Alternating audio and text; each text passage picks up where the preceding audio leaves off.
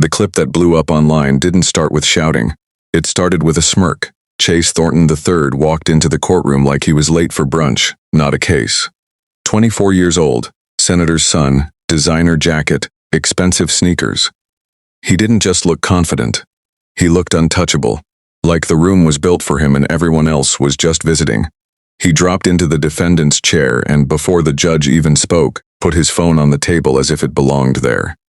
Then he leaned back and smiled at the audience, almost daring someone to tell him to sit up straight. Across from him sat Marcus Webb, 19, in a button-down shirt that didn't quite fit right. He held a folder with both hands, like if he let go the whole thing, this chance, might disappear. Judge Judy glanced at the file. Mr. Thornton, you're being sued for $8,500 for damages to Mr. Webb's vehicle. Do you understand why you're here? Chase didn't answer right away. He looked at Marcus, then at the judge, and gave a lazy half-law. I'm here because this guy wants a payout. Judge Judy's expression didn't change. You're here because you allegedly damaged his car and refused to pay. Answer my question. Do you understand the claim? Shrugged Chase. Whatever. Marcus swallowed. He'd been rehearsing what to say for weeks, but the moment he heard Chase talk like that, like this was nothing, his throat tightened. Judge Judy turned to Marcus. Mr. Webb, tell me what happened. Marcus cleared his throat. I work as a valet on weekends. I'm in college. That night, Mr. Thornton came to the restaurant. I parked his car. When he left, he started doing donuts in the valet area. He hit my car. Judge Judy asked, what kind of car do you drive? Marcus answered quietly, a 2008 Honda Civic. Chase chuckled out loud like he'd just heard a joke. Judge Judy's eyes flicked to him. Mr. Thornton, you'll stop with the commentary. Chase raised his hands, still smiling. I'm just saying, this is what we're doing today. Over that. Judge Judy ignored him and looked back at Marcus. Damage amount. Marcus opened his folder. He had photos. His Civic with the driver's side door bent, window shattered, frame twisted. He had a repair estimate and a note from a mechanic. Total loss. He had a police incident report and screenshots of messages he'd sent Chase afterward asking for insurance information. This is the estimate, Marcus said, sliding papers forward. And this is the report. Judge Judy scanned the documents. And your insurance? Marcus exhaled. I had liability. I couldn't afford full coverage. I asked him for his insurance, but he wouldn't give it. I tried contacting his family office. Nobody responded. Chase leaned forward, suddenly animated. Because it's not my job to hold his hand, if he can't afford insurance. Judge Judy cut him off. Stop. Don't lecture him about money. Chase smiled wider. Your Honor, with respect, he's trying to upgrade his life on my dime. Judge Judy's voice turned sharper. With respect? You're not showing any respect. Chase rolled his eyes so openly that even Marcus flinched. Judge Judy tapped her pen. Mr. Thornton, put your phone away. Chase didn't move. I'm not recording. It's just sitting there. Judge Judy stared at him. Put it away. Chase slowly picked it up and turned it in his hand like he was considering it. Then he placed it right back down. I've got plans after this, he said. Let's keep it moving. The room shifted. Marcus looked at the judge like he was silently asking, is this really happening? Judge Judy leaned back. You don't run my courtroom, Chase laughed. One short burst. It's not even a real courtroom. It's TV. Judge Judy's eyes narrowed. This is arbitration. It's real enough to order you to pay. And it's real enough for your behavior to be recorded, which you should think about before you keep talking. Chase's smirk held. Oh, I'm not worried. Judge Judy turned back to Marcus. Mr. Webb, why does this matter so much to you? Explain it without drama. Marcus nodded, grateful for the permission to be plain. That car was how I got to school and to work. My sister has type 1 diabetes. My parents need help. Since my car got destroyed, I've been taking buses. 3 each way. I'm late to shifts. I'm losing hours. And I'm falling behind in class. His voice cracked once and he tried to hide it by looking down at the folder. Chase made a sound. Almost a sigh, like Marcus was being inconvenient. Judge Judy snapped her head toward Chase. Do you have any empathy at all? Chase leaned back again. Look, I didn't ask to hear his life story. Marcus looked up fast, anger flashing for the first time. You didn't even apologize. Chase smiled at Marcus like he was enjoying it now. Because you want me to feel guilty. I don't. Judge Judy held up her hand. That's enough. She looked at the papers again. Mr. Thornton, do you deny you hit his car? Chase's lawyer started to speak, but Chase waved him off like he didn't need help. I'm not denying there was contact, he said. But it wasn't my fault. The valet area is chaos. His car was in the wrong spot. Marcus shook his head. It was in employee parking. We have assigned spots. Judge Judy asked Marcus, "Do you have proof of where it was parked?" Marcus reached into his folder and pulled out a photo. His Civic parked in a marked section with a sign. Then another photo, after the damage, showing the same location. Judge Judy nodded slowly. Chase's smile finally tightened. Judge Judy asked a simple question that sounded harmless but wasn't. "Mr. Thornton, did you post anything about this incident on social media?" Chase's confidence returned instantly. "I post everything. I've got a following." Judge Judy didn't blink. "Did you post about it?" Chase shrugged. "Maybe. If I did, it was a joke." Marcus's eyes widened. "He posted a picture with my car." Chase snapped, "That's not proof of anything." Judge Judy's tone stayed calm, but the air changed. "Actually, it can be." She opened a separate folder on her desk. One that wasn't Marcus's. Chase noticed it and leaned forward. "What's that?" Judge Judy looked directly at him. "It's what happens when you assume nobody keeps receipts." Chase tried to laugh, but it came out thinner. Judge Judy turned to the monitor. "Let's take a look." And for the first time, Chase Thornton III looked genuinely uncertain.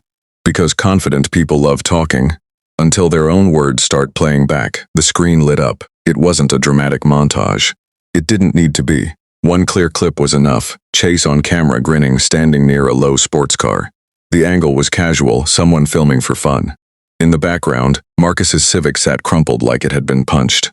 Chase's voice came through, loud and careless. "Look at this thing. I barely touched it. It's basically cardboard."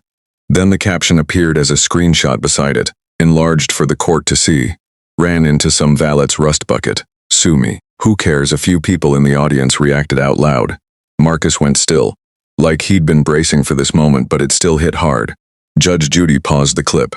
She didn't glare. She didn't shout. She just looked at Chase like he'd finally introduced himself properly. "That's your account?" she asked. Chase swallowed.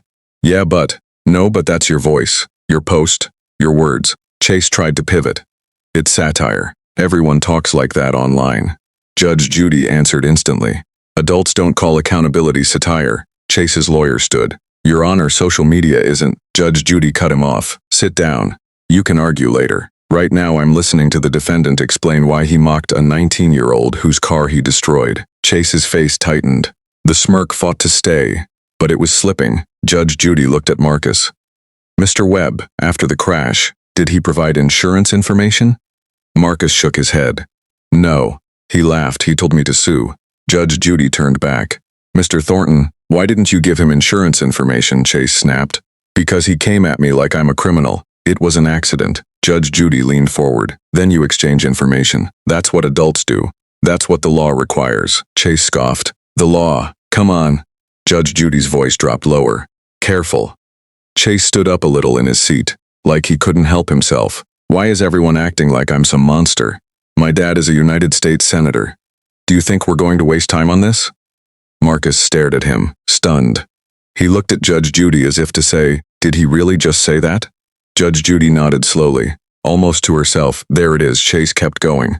"My father pays more in taxes than..." Judge Judy raised her hand. "Stop." Chase, heated now, said the sentence that always sounds good in privileged circles and always sounds disgusting in public. "You're a public servant. People like you work for people like me." Silence. Chase looked around like he expected agreement, like he expected the room to be intimidated. Instead, he watched every face change. Judge Judy didn't respond right away. She let the silence sit there until it started to feel heavy, until Chase realized he'd miscalculated. Then she said, clear and flat, "I don't work for you."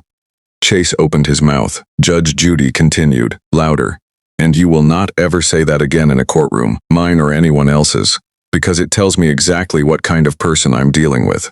She turned back to the file. "We're done." Chase looked relieved for half a second, like he thought her anger meant she'd rush past the decision. Judge Judy looked up. "Judgment for the plaintiff. $8,500. Marcus blinked. "Wait." Judge Judy held up a finger toward him. "Let me finish." She turned to Chase. "You damaged his car. You refused to provide information. You mocked him publicly. Your own post confirms it. And your attitude confirms you've never had to face consequences." Chase tried to laugh it off, but it sounded forced now. "Okay, great. I'll pay it. Can I go? Judge Judy stared him down. Not so fast. She turned to Marcus. Mr. Webb, do you have transportation right now? Marcus shook his head. No, I'm borrowing rides and taking buses.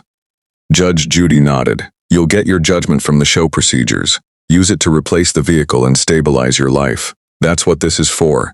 Then she looked at Chase again. And you, listen to me. If you think this ends here, you're wrong. Not because of me, because of you. Chase's eyes narrowed. What's that supposed to mean? Judge Judy gestured to the screen. You recorded yourself. You posted it. You admitted it. And you just said on camera that public servants work for you. You have no idea who will be watching this clip. Chase scoffed. Nobody cares. Judge Judy said, people care when arrogance is this loud. She banged her pen lightly on the desk. Case over. Leave. Outside the courtroom, the story didn't spread because of the money. It spread because of the sentence. You work for people like me. That line hit every person who'd ever been spoken down to by someone with a last name, a title, or a connection. Within hours, clips were everywhere. Comment sections filled with the same theme. He said the quiet part out loud, and then something predictable happened. Something that's far more realistic than a secret FBI trap. Reporters started calling. People who recognized Chase from college circles and party videos started stitching old clips. Past incidents got reposted, not new allegations. Just his own content, archived and re-uploaded. The next day, his father's office issued a statement, carefully worded. We do not condone, and he is an adult, and this does not reflect, it didn't work, because viewers don't hear PR, they hear tone, and Chase's tone was the whole story. Marcus's life didn't turn into a fantasy overnight. But one real thing happened. He finally had a judgment he could enforce. A paper that meant something. He could replace the car. He could get to class on time. He could stop losing hours. He could breathe again. And Chase? For the first time, he learned something simple. You don't get punished because a judge hates you. You get punished because you left evidence. And you couldn't stop talking.